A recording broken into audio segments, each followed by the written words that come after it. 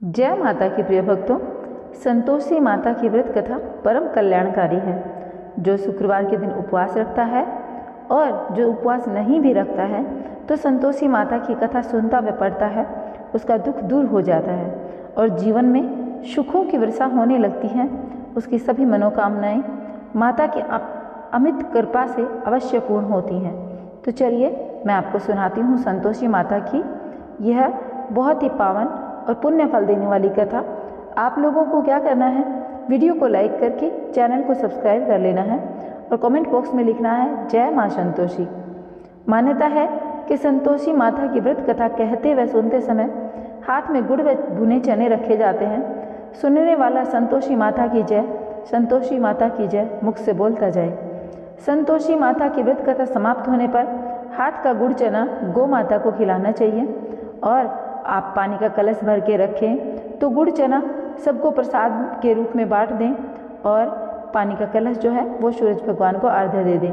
कथा से पहले कलश को जल से भरें, उसके ऊपर गुड़ चने से भरा कटोरा रखें। संतोषी माता की व्रत कथा समाप्त होने और आरती होने के बाद कलश के जल को घर में सब जगह भी छिड़कना चाहिए और बचा हुआ जल आप तुलसी की क्यारी में डाल सकते हैं। व्रत के उद्यापन में 2.5 सेर खाजा, मोमनदार पूड़ी, खीर, चने का साग, नैवेद्य रखें। घी का दीपक जला संतोषी माता की जय जयकार बोलते हुए नारियल फोड़ें।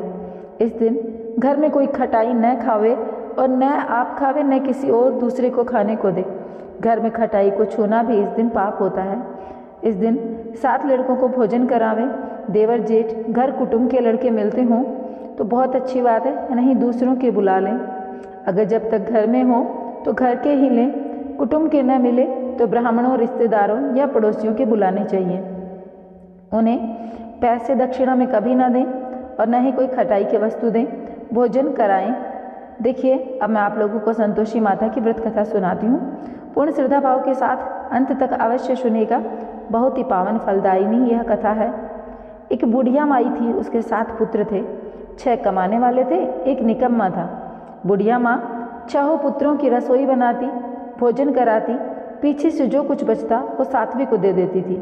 परंतु वह बड़ा भोला भाला था, मन में कुछ विचार न करता। एक दिन अपनी बहू से बोला, देखो मेरी माँ का मुझ पर कितना प्यार है। वह बोली, क्यों नहीं, सबका झूठा बचा हुआ तुमको खिलाती है। वह भोला भाला ऐसा कभी नहीं हो सकता, ऐसे बोला। जब तक आँख से न देखूं मान नहीं सकता। बहू ने हंसकर कहा, तुम देख लोगे तब तो मानोगे। कुछ दिन बाद बड़ा त्योहार आया। घर में 7 प्रकार के भोजन और चूरमे के लड्डू बने। वह जांचने को सिरदर्द का बहाना बनाकर पतला सा कपड़ा सिर पर ओढ़कर रसोई घर में सो गया और कपड़े में से सब देखता रहा। संतोषी माता की व्रत कथा के अनुसार 6 भाई भोजन करने आए। उसने देखा माँ ने उनके लिए सुंदर सुंदर आसन बिछाए, 7 प्रकार की रसोई परोसी। वह आग्रह करके जिमाती गई और वह देखता गया। 6 भाई भोजन करके उठे। तब माता ने उनकी झूठी थालियों में से लड्डुओं के टुकड़ों को उठाया और सबको जोड़ के एक लड्डू बनाया। जूठन साफ करके बुढ़िया माई ने पुकारा, उठो बेटा, 6 भाई भोजन करके गए, अब तू ही बाकी है, उठ न, कब खाएगा। वह कहने लगा, माँ मुझे भोजन नहीं करना, मैं प्रदेश जा रहा हूँ। माँ ने कहा, कल जाता हो तो आज ही जा। वह बोला, हाँ हाँ आज ही जा रहा हूँ। यह कहकर वह घर से निकल गया। चलते समय बहू की याद आई। वह गौशाला में उपले थाप रही थी। वहीं जाकर उससे बोला, हम जावे प्रदेश को आगे कुछ काल, तुम रहियो संतोष से धर्म आपनो पाल। वह बोली, जाओ पिया आनंद से, हमरू सोच हटाए, राम भरोसे हम रहें, ईश्वर तुम्हें सहाय। दे निशानी आपनी, देख करूँ मैं धीर, सुधी हमरी मति बिसारियो, रखियो मन गंभीर। वह बोला, मेरे पास तो कुछ नहीं है, यह अंगूठी है, सो ले और अपनी कुछ निशानी मुझे दे। वह बोली, मेरे पास क्या है, यह गोबर भरा हाथ है। यह कहकर उसकी पीठ में गोबर से हाथ की थाप मार दी। वह चल दिया। चलते चलते दूर देश में पहुंचा। वहां पर एक साहूकार की दुकान थी। वहां जाकर कहने लगा, भाई मुझे नौकरी पर रख लो। साहूकार को जरूरत थी, बोला रह जा। लड़के ने पूछा, वेतन क्या दोगे। साहूकार ने कहा, काम देखकर दाम मिलेंगे। साहूकार को नौकरी मिली। साहूकार की नौकरी मिली और वह सवेरे 7 बजे से रात 7 बजे तक नौकरी करता। कुछ दिनों में दुकान का सारा लेन देन का हिसाब किताब, ग्राहकों को माल बेचना, सारा काम करने लगा।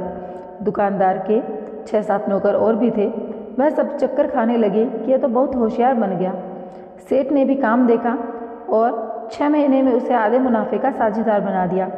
वह 12 वर्ष में नामी सेठ बन गया और मालिक का सारा कारोबार उस पर छोड़कर बाहर चला गया। संतोषी माता व्रत कथा के अनुसार अब बहू पर क्या बीती वह सुनो। सास ससुर उसे दुख देने लगे, सारी गृहस्थी का काम उससे करवाते, लकड़ी लेने जंगल भेजते। इस बीच घर की रोटियों के आटे से जो भूसी निकलती उसकी रोटी बनाकर रख दी जाती। फूटे नारियल के खोपरे में पानी। इस तरह दिन बीतते रहे। एक दिन वह लकड़ी देने जा रही थी। रास्ते में बहुत सी स्त्रियां संतोषी माता का व्रत करती दिखाई दी। वह वहां खड़ी होकर सुनकर बोली, बहनों, यह तुम किस देवता का व्रत करती हो? इसके करने से क्या फल मिलता है? इस व्रत के करने की क्या विधि है?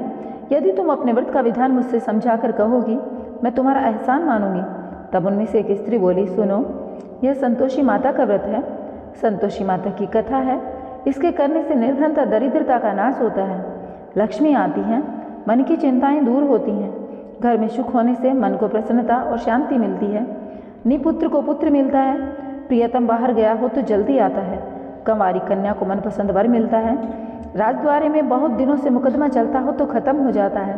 सब तरह सुख शांति।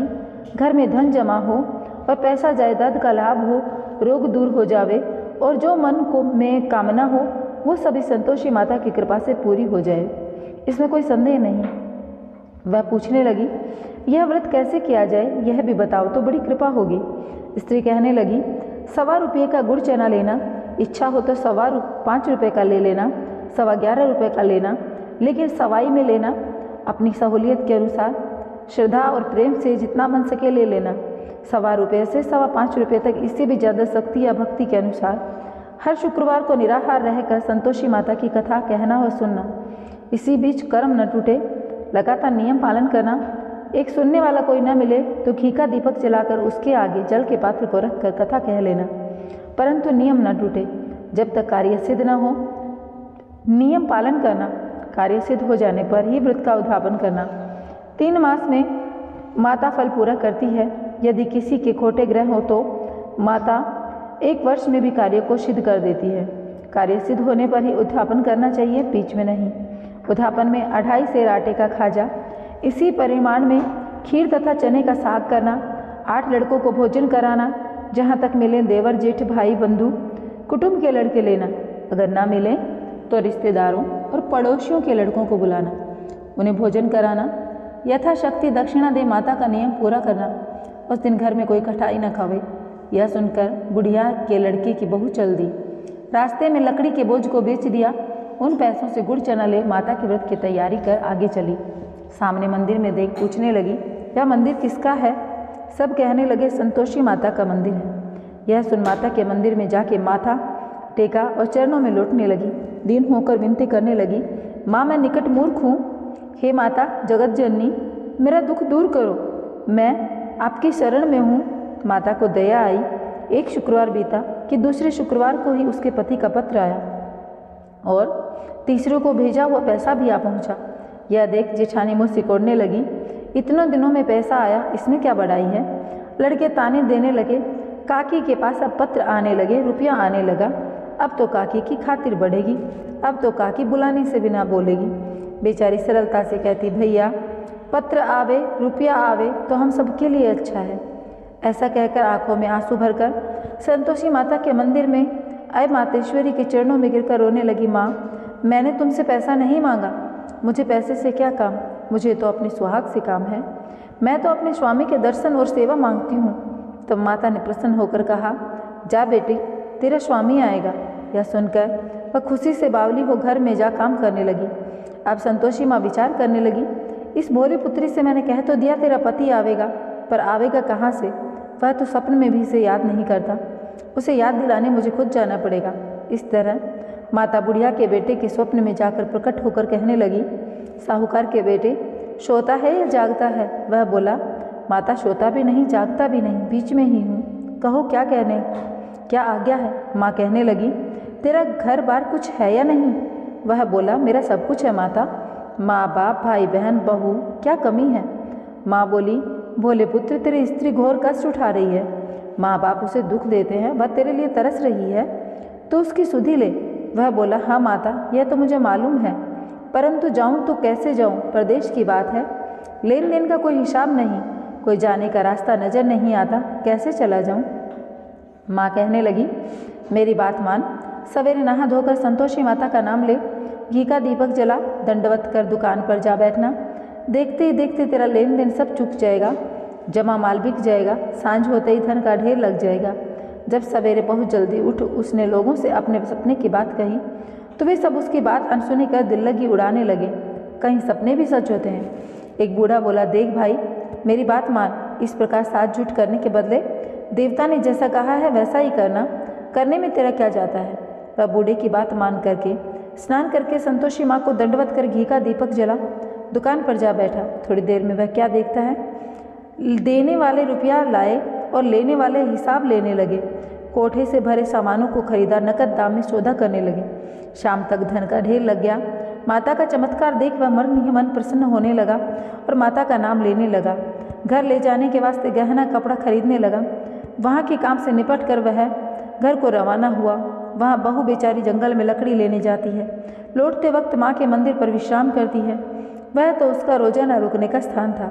दूर से धूल उड़ती देख वह माता से पूछती है, हे माता, यह धूल कैसी उड़ रही है? माँ कहती है, हे पुत्री, तेरा पति आ रहा है, अब तू ऐसा कर, लकड़ियों के 3 बोझ बना, एक नदी किनारे रख, दूसरा मेरे मंदिर में और तीसरा अपने सिर पर रख। तेरे पति को लकड़ी का गट्ठा देखकर मोह पैदा होगा, वह वहाँ रुकेगा, नाश्ता पानी बना खाकर माँ से मिलने जाएगा। तब तू लकड़ियों का बोझ उठाकर घर आना और बीच चौक में गट्ठा डालकर 3 आवाज़ जोर से लगाना, लो सासू जी लकड़ियों का गट्ठा लो, भूसी की रोटी दो, नारियल के खोपरे में पानी दो, आज कौन मेहमान आया है? माँ की बात सुन बहू बहुत अच्छा माता कहकर प्रसन्न हो लकड़ियों के 3 गट्ठे ले आई। एक नदी तट पर, एक माता के मंदिर पर रखा। इतने में ही एक मुसाफिर आ पहुँचा। सूखी लकड़ी देख उसकी इच्छा हुई अब यही विश्राम करे और भोजन बना खाकर गांव जावे। इस प्रकार भोजन बना विश्राम कर वह गांव को गया, सबसे प्रेम से मिला। उसी समय बहू सिर पर लकड़ी का गट्ठा लिए आती है। लकड़ी का भारी बोझ आंगन में डाल जोर से 3 आवाज़ देती है, लो सासू जी लकड़ी का गट्ठा लो, भूसी की रोटी दो, नारियल के खोपरे में पानी दो, आज कौन मेहमान आया है? यह सुनकर सास बाहर आ अपने दिए हुए कष्टों को भुलाते हुए कहती है, बहू ऐसा क्यों कहती है? तेरा मालिक ही तो आया है, आ बैठ, मीठा भात खा, भोजन कर, कपड़े गहने पहन। इतने में आवाज़ सुन उसका स्वामी बाहर आता है और अंगूठी देख व्याकुल हो माँ से पूछता है, माँ यह कौन है? माँ कहती है, बेटा यह तेरी बहू है, आज 12 वर्ष हो गए तू जब से गया है, तब से सारे गांव में जानवर की तरह भटकती फिरती है, काम काज घर का कुछ करती नहीं, 4 समय आकर खा जाती है। अब तुझे देखकर भूसी की रोटी नारियल के खोपरे में पानी मांगती है। वह लज्जित हो बोला, ठीक है माँ, मैंने इसे भी देखा है, तुम्हें भी देखा है, अब मुझे दूसरे घर की ताली दो, उसमें मैं रहूं। तब माँ बोली, ठीक है बेटा, जैसे तेरी मर्जी। कहकर ताली का गुच्छा पटक दिया। उसने ताली ले दूसरे कमरे में जो तीसरी मंजिल के ऊपर था खोलकर सारा सामान जमाया। एक दिन में वह राजा के महल जैसा ठाठ बाट बन गया। अब क्या था, वे दोनों सुखपूर्वक रहने लगे। इतने में अगला शुक्रवार आया। बहू ने अपने पति से कहा, मुझे माता का उद्यापन करना है। पति बोला, बहुत अच्छा, खुशी से करो। वह तुरंत ही उद्यापन की तैयारी करने लगी। जेठ के लड़कों को भोजन के लिए कहने गई। उसने मंजूर किया, परंतु पीछे जेठानी अपने बच्चों को सिखाती है, देखो रे, भोजन के समय सब लोग खटाई मांगना, जिससे उसका उद्यापन पूरा न हो। लड़के जिमने आए, खीर पेट भरकर खाई, परंतु याद आते ही कहने लगे, हमें कुछ खटाई दो, खीर खाना हमें भाता नहीं, कुछ खटाई दो, देखकर अरुचि होती है। बहू कहने लगी, खटाई किसी को न दी जाएगी, या तो संतोषी माता का प्रसाद है। लड़के तुरंत उठ खड़े हुए, बोले, पैसा लाओ। बोली बहू को जानती न थी, सो उन्हें पैसे दे दिए। लड़के उसी समय जाकर इमली खाने लगे। यह देखकर बहू पर माताजी ने कोप किया। राजा के दूत उसके पति को पकड़कर ले गए। जेठ जेठानी मन माने खोटे वचन कहने लगे, लूट लूट कर धन इकट्ठा कर लाया था, सो राजा के दूत पकड़ कर ले गए। अब सब मालूम पड़ जाएगा जब जेल की हवा खाएगा। बहू से यह वचन सहन न हुए, रोती रोती माता के मंदिर में गई। हे माता, तुमने यह क्या किया? हंसा हंसा कर अब क्यों रुलाने लगी? माता बोली, पुत्री, तूने उद्यापन करके मेरा व्रत भंग किया, इतनी जल्दी सब बातें भुला दी। वह कहने लगी, माता भूली तो नहीं हूँ, न कुछ अपराध किया है, मुझे तो बस लड़कों ने भूल में डाल दिया। मैंने भूल से उन्हें पैसे दे दिए, मुझे क्षमा कर दो माँ। माँ बोली ऐसी भी कहीं भूल होती है? वह बोली माँ मुझे माफ़ कर दो, मैं फिर तुम्हारा उद्धापन करूँगी। माँ बोली भूल मत करना। वह बोली अब नहीं होगी। माँ अब बतलाओ वह कैसे आवेंगे? माँ बोली जा पुत्री, तेरा पति तुझे रास्ते में ही आता मिलेगा। वह घर को चली, राह में पति आता मिला। उसने पूछा तुम कहाँ गए थे? तब वह कहने लगा इतना धन कमाया है, उसका कर राजा ने मांगा था, वह भरने गया था। वह प्रसन्न हो बोली भला हुआ, अब घर को चले। कुछ दिन बाद फिर शुक्रवार आया। वह बोली मुझे माता का उद्धापन करना है। पति ने कहा करो। वह फिर जेठ के लड़कों से भोजन को कहने गई। जेठानी ने एक दो बातें सुनाई और लड़कों को सिखा दिया तुम पहले की तरह खटाई मांगना। लड़के कहने लगे हमें खीर खाना नहीं भाता, मन बिगड़ता है, कुछ खटाई को दो। वह बोली खटाई खाने को नहीं मिलेगी, आना हो तो आओ। वह ब्राह्मणों के लड़के को ला करके भोजन कराने लगी। यथाशक्ति दक्षिणा की जगह एक एक फल उन्हें दिया। इससे संतोषी माता प्रसन्न हुई। माता की कृपा होते ही 9वें मास उसको चंद्रमा के समान सुंदर पुत्र हुआ। पुत्र को लेकर प्रतिदिन माता के मंदिर में जाने लगी। माँ ने सोचा यह रोज आती है, आज क्यों न मैं ही इसके घर चलूं, इसका आसरा देखूं तो सही। यह विचार कर माता ने भयानक रूप बनाया। गुड़ और चने से सना मुख, ऊपर सुंड के समान होठ, उस पर मक्खियाँ भिनभिना रही थी। दहलीज में पाँव रखते उसकी सास चिल्लाई देखे रे कोई चुड़ैल डाकिन चली आ रही है, लड़कों इसे भगाओ नहीं तो किसी को खा जाएगी। लड़के डरने लगे, चिल्लाकर खिड़की बंद करने लगे। बहू रोशनदान में से देख रही थी, प्रसन्नता से पगली होकर चिल्लाने लगी आज मेरी माताजी मेरे घर आई हैं। यह कहकर बच्चे को दूध पिलाने से हटाती है। इतने में सास का क्रोध फूट पड़ा। बोली रांड इसे देखकर कैसी उतावली हुई है जो बच्चे को पटक दिया। इतने माँ के प्रताप से जहाँ देखो वहीं लड़के ही लड़के नजर आने लगे। वह बोली माँ मैं जिनका व्रत करती हूँ यह वही संतोषी माता है। इतना कहकर झट से सारे किवाड़ खोल देती है। सबने माता के चरण पकड़ लिए और विनती करने लगे हे माता हम मूर्ख हैं, अज्ञानी हैं, पापी हैं, तुम्हारे व्रत की विधि हम नहीं जानते। तुम्हारा व्रत भंग करके हमने बहुत बड़ा अपराध किया। हे माता आप हमारा अपराध क्षमा करो। इस प्रकार माता प्रसन्न हुई। माता ने बहू को जैसा फल दिया वैसा सबको दे। जो पढ़े उसका मनोर्थ पूर्ण हो और जो सुने माता उनकी सारी मनोकामनाएं पूर्ण करें। बोलो संतोषी माता की जय। तो प्रिय भक्तों, यहाँ पर संतोषी माता की अमृत कथा संपन्न होती है। सारी विधि इसी कथा के अंदर है, आप लोग समझ गए होंगे। तो मैं मिलूंगी आप लोगों से एक नए वीडियो के साथ में। तब तक के लिए जय श्री कृष्णा, राधे राधे। अभी तक अगर आप लोगों ने चैनल को सब्सक्राइब नहीं किया है तो सब्सक्राइब करके वीडियो को लाइक करके कमेंट बॉक्स में लिखना जय माँ संतोषी। तो जय श्री कृष्णा, राधे राधे।